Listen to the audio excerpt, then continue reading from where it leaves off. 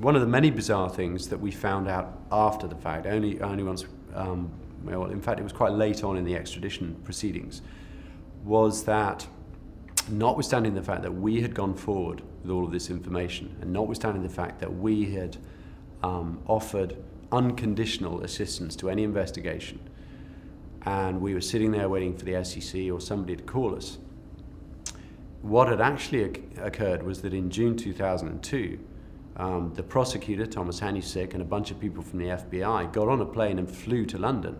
Now, we didn't know this, and they interviewed a whole bunch of people in London. They went to the Financial Services Authority, they went to the Serious Fraud Office, and they essentially said to these guys, you know what, don't get involved, this is ours, thank you very much indeed. You just keep out of this. They never came to us, they never spoke to us, they just put these charges together and they whacked them out there. We've seen a speech by Leslie Caldwell where she said that people in Washington were saying indict someone, indict anyone, get someone. And so what they did was they threw these charges out there. The charging document alleged a conspiracy between the three of us and Andy Fastow and Michael Copper to defraud NatWest. But the three of us were charged and Fastow and Copper were not. So here you had a document that alleged a conspiracy between 5 people, all the same acts, all the same end result, but only 3 of them are charged.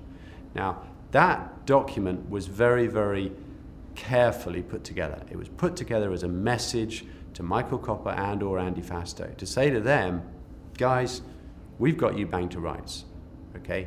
You may want to come in and start talking right now.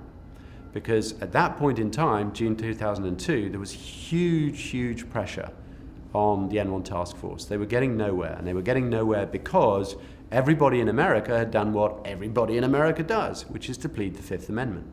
And so nobody was talking. Copper wasn't talking, Fastow wasn't talking, and the prosecutors were sitting on a whole bunch of transactions which they just didn't understand, and they needed somebody to be guilty.